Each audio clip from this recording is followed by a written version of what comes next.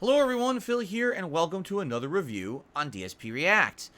Admittedly, this one's kind of a surprising one because this is a movie that I had absolutely no idea was coming out on HBO Max, but then it just appeared in my app the other night, about 2 nights ago. It is The Legion of Superheroes, an animated movie from DC Animation Studios. For those who don't know, DC Comics has a long and storied history of having their stories told by an animation studio. All the way back in the 1990s, it started with the Batman animated series, which then went into the Superman animated series, which then turned into Justice League, then Justice League Unlimited, and then essentially, when that particular studio that was making that style of cartoon kind of dissipated, they started continuously making new things, such as animated movies, that usually range anywhere from about an hour to an hour and a half in length, and that's actually what we're going to talk about today, because that's this movie that kind of shadow dropped out of nowhere, The Legion of Superheroes. So, fresh on HBO Max. If you were not aware, today is actually May 9th, but I believe it released on May 7th, 2023. I'm fresh from watching it, and I'd like to talk a little bit about it. Now, first of all, The Legion of Superheroes is actually a comic book line in DC Comics, and this is a way for them to translate it into an animated movie. Here's the plot line. When Krypton was destroyed, various survivors, escaped the planet. You had Kal-El, which was a baby that was launched to planet Earth, grew up with a human family, and basically got used to being on Earth. But there was also his cousin, Kara, who was propelled off of the planet in an escape pod, knocked out, went off course, and ended up showing up on Earth many decades after when she was actually supposed to arrive.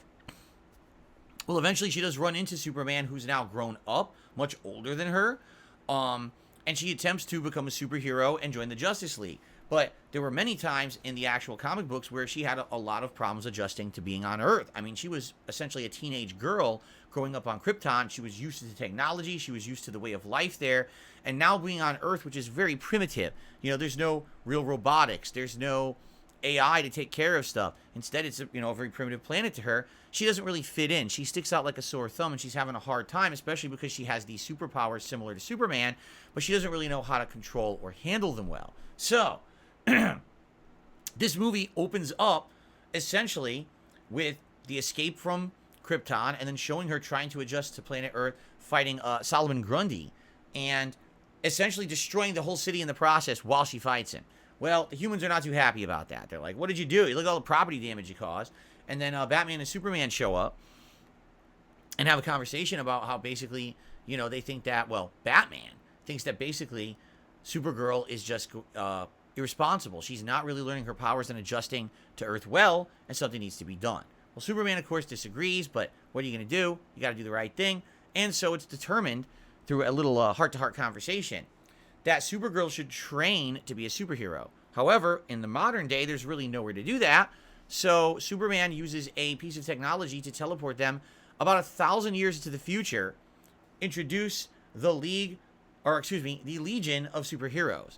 So this is a actual DC Comics, comic book line that discusses a group of superheroes in training 1,000 years in the future. Basically, what's happened is Superman inspires humanity to be better. And therefore, over time, all these heroes from Earth and other planets come together, inspired by Superman's, heroism, and all want to basically do the right thing. So they start this League of Superheroes. I keep saying Legion of Superheroes, where they band together, and not only is this kind of like the future's Justice League, but also they have a training school under them where all the newcomers come to learn how to hone their powers and become heroes themselves. So the plot line of the movie is that Supergirl gets, teleported 1,000 years in the future and agrees to join this training school. Now, there's a weird thing in this movie, and I'll be honest here. I do feel like if you have not been up on DC Comics, in particular, if you don't know anything about the character Brainiac, I think this movie would be very hard to understand. It's actually a little weird to me because usually in these spin-off or one-off animated films, they would do a good job in the plot of explaining everything. I almost feel like this movie thinks you've watched or read other medium about Brainiac before. In summary, Brainiac is a artificial organism that is traveling the universe, gathering knowledge, and essentially trying to become like a super brain, like a super depository of information.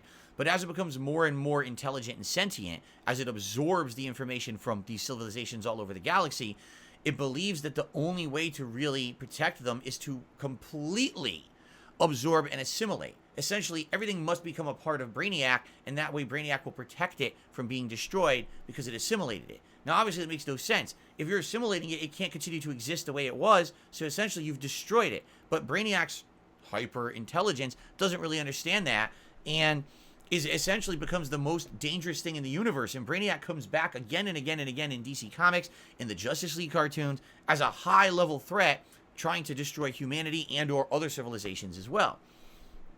So, in this movie, Brainiac is an interesting character because Brainiac is not that Brainiac. Brainiac is Brainiac 5.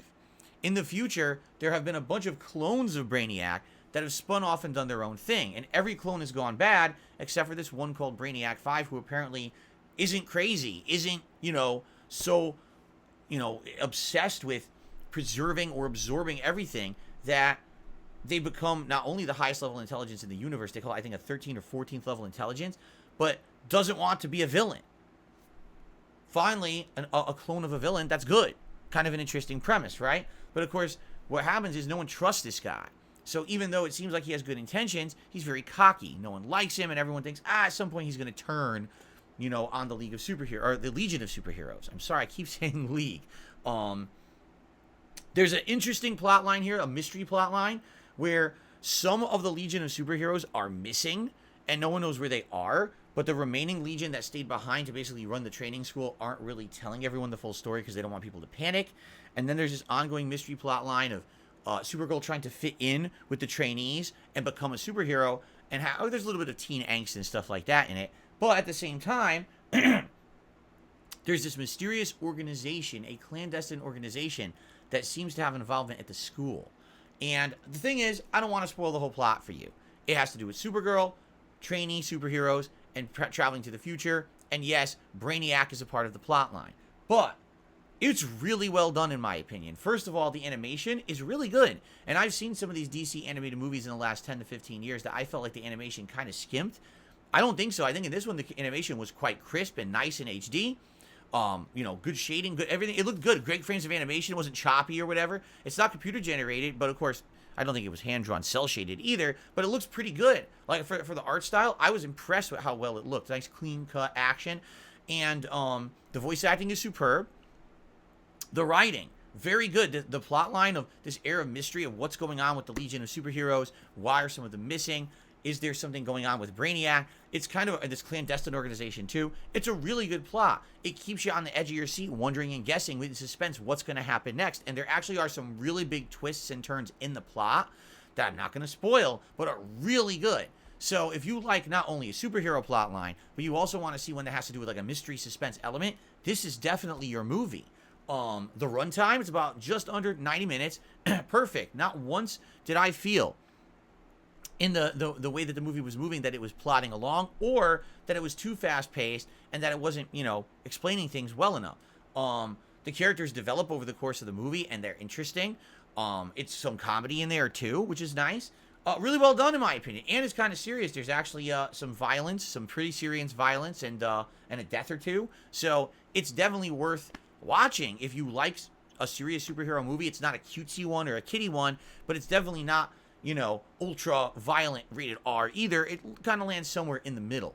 I really liked it. And I would say if you used to watch the old Justice League cartoons or Justice League Unlimited cartoons, it definitely is in the same vein as that. I'd say it's almost the same level. I was thinking in my head, man, what's the shame about the modern animated DC stuff is that it's all one-offs. There's no DC animated universe. It's like, here's a movie, here's another movie, here's another movie, but they don't tie in.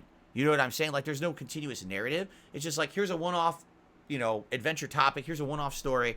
But I wish that there actually was, like, a DC animated universe that tied together. And honestly, this movie I felt was a good place to start. The art style, the character development, the writing was all really well done. You had the current-day Justice League, the future Legion of Superheroes. You had all these tie-ins and things that could actually establish a great narrative universe. And I watched it and loved it so much that I hope that they do that. I don't think they're going to, though. For whatever reason, they haven't tried to establish a universe like that since like the early 2000s. They just keep doing these one-off movies, and I guess they've seen enough success that they just want to keep doing that. And I'd be happy for that if that's what happens, but I really like this movie. I really, really enjoyed it. It gave me nostalgic feelings of, the late 90s, early 2000s watching the Justice League cartoons, and I kind of realized how much we've been missing an actual ongoing superhero narrative style cartoon like that for a very long time, and craving it and wanting it to come back. So I hope it does. But in the meantime, this is a really good movie to fill that void. I hope that you'll check out Legion of Superheroes if you're a fan of DC, if you were a fan of the old school DC cartoons, or if you're just looking for a 90-minute entertaining kind of mystery romp with a lot of action, well-written characters, and good animation. It's a great movie. You can watch it right now on HBO Max, and I believe you can also purchase it on Blu-ray and DVD. So give it a look. I really enjoyed it. I hope that you will too. I give it 2 thumbs up. And I seriously hope that they make more movies in this vein on HBO Max. Of course, it's going to become Max this month, because I'd love to watch them all. This was a really good one. It shadow dropped out of nowhere. I had no clue it was coming out. It wasn't even like previously hyped or announced. But I really enjoyed it, and I hope that you'll check it out. Thanks so much, everyone, for watching my review of Legion of Superheroes. Great movie. And maybe I'll do some more of these animated reviews if you're interested in this one. So let me know what you think in the comments. All right, guys, thanks so much for watching, and I'll see you soon.